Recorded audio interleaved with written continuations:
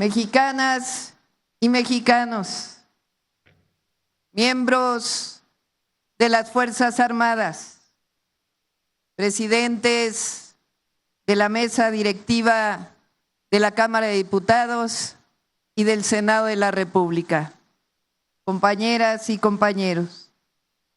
La historia de México es nuestra gran maestra y día con día nos recuerda los valores más importantes por los que ha luchado una y otra vez nuestro pueblo: la independencia, la justicia, las libertades y la democracia.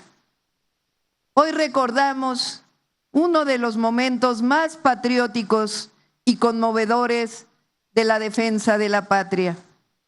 Recordamos una victoria que echó raíces en el corazón del pueblo de México, aquí y en otras latitudes. Por eso nuestras hermanas y hermanos migrantes que viven en Estados Unidos conmemoran el 5 de mayo como la principal celebración. No hay mexicano o mexicano que no siente emoción y orgullo al recordar la heroica defensa de Puebla el 5 de mayo de 1862, cuando el ejército mexicano derrotó al que se decía entonces era el mejor ejército del mundo. El siglo XIX fue definitorio para México en muchos sentidos. Aunque desde 1810 el pueblo de México había decidido ser un país independiente, a mediados del siglo XIX, los conservadores de entonces buscaban que un rey europeo viniera a gobernarnos. Los conservadores de entonces se resistían a adoptar la Constitución de 1857 y las leyes de reforma, porque su promulgación representaba el triunfo del bienestar común por encima de los privilegios, la victoria del derecho por encima del abuso. Representaba el triunfo de la democracia por encima de la monarquía. Representaba la constitución de un Estado civil y la defensa de la justicia para todas y para todos y la igualdad. Los conservadores, traicionando a su patria, fueron a buscar un monarca al extranjero. Su proyecto político había sido derrotado por los liberales y por el pueblo de México, encabezados por Benito Juárez García. Después de la segunda gran transformación de México, después de la guerra de reforma que separó la Iglesia del Estado, el gobierno liberal de Juárez encontró disminuida la hacienda pública y se enfrentó a muchas cuentas por pagar. Para sanear las finanzas de la nación, se decretó una pequeña moratoria de 2 años para pagar deudas que se tenían con Inglaterra, España y Francia. En un principio, las 3 potencias europeas reaccionaron belicosamente, pero tras una serie de negociaciones diplomáticas, jornadas de diálogo instruidas por Benito Juárez y llevadas a cabo, entre otros, por Manuel Doblado, Inglaterra y España se retiraron de las costas de Veracruz, satisfechas en sus demandas y seguras de que la deuda sería saldada. En cambio, el ejército francés persistió en sus deseos de invadir a México. No lo hacía por la deuda, que en realidad era un monto muy menor, sino porque Napoleón III estaba interesado en establecer una monarquía en México, atraído por la riqueza de nuestro país y engañado por los conservadores de entonces, que le hicieron creer que el pueblo de México quería un monarca extranjero.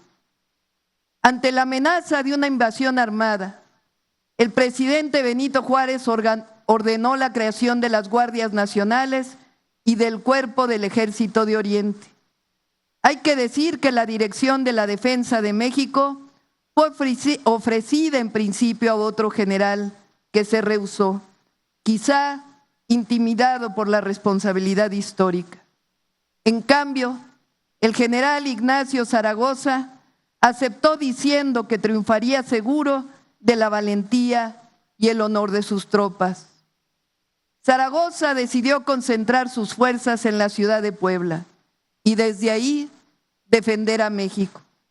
Desde el 19 de abril se registraron algunas escaramuzas entre el ejército mexicano y el invasor, pero fue hasta el 27 de abril cuando las tropas francesas avanzaron sobre Aculcingo, Veracruz y finalmente el 4 de mayo de 1862 llegaron a Amozoc, Puebla.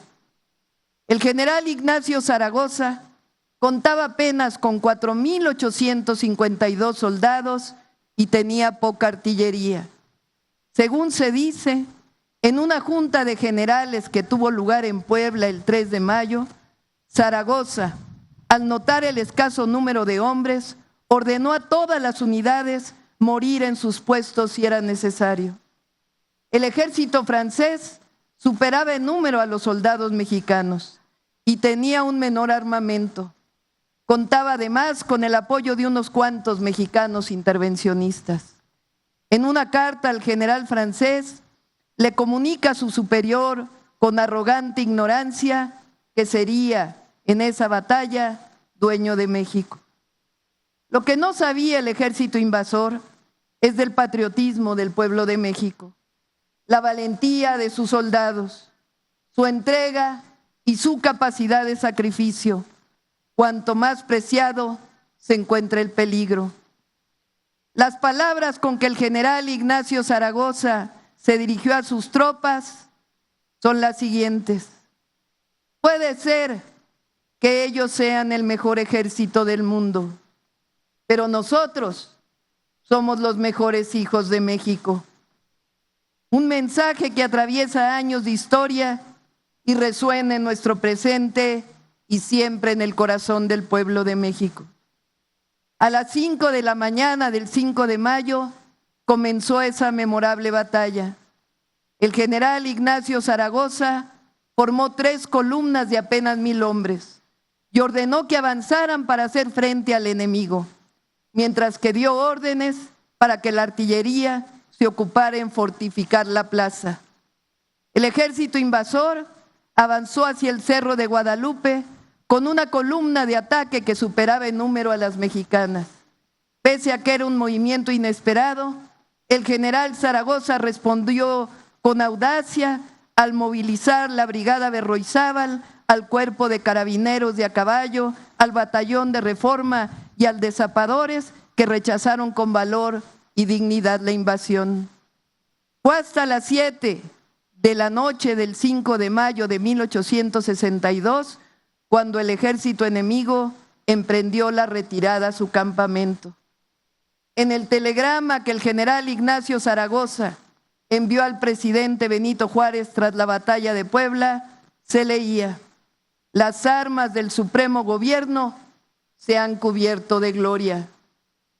La victoria de la batalla de Puebla el 5 de mayo de 1862 fue gracias al valor y a las decisiones del general Ignacio Zaragoza, que supo elegir los mejores puntos para fortificar la ciudad de Puebla, que distribuyó de la mejor manera los recursos disponibles, que tuvo la inteligencia para saber cuándo atacar por sorpresa, cuándo mantener la línea de batalla y cuándo tomar la ofensiva por el honor y la libertad de México. Pero también debemos este triunfo a las y los combatientes, a los soldados del Cuerpo del Ejército de Oriente, que no dudaron un momento en ofrecer sus vidas por mantener la independencia de la nación, que se enfrentaron a un ejército afamado con las armas invencibles, con la valentía, el patriotismo y el amor por México. Esta victoria también fue posible gracias a indígenas de Puebla, que utilizaron lanzas de madera y las herramientas con que labran la tierra para enfrentar al ejército invasor y en defensa de nuestro territorio. Después de la victoria mexicana del 5 de mayo, Napoleón III consideró la situación inaceptable y envió un contingente mucho mayor de soldados, incluyendo tropas de otras nacionalidades aliadas, para asegurar la ocupación de México. El ejército francés entra a la Ciudad de México hasta más de un año después, y no es sino hasta el 28 de mayo de 1864 que Maximiliano, el emperador traído por los conservadores, llega al puerto de Veracruz. El Segundo Imperio se mantuvo por 3 años.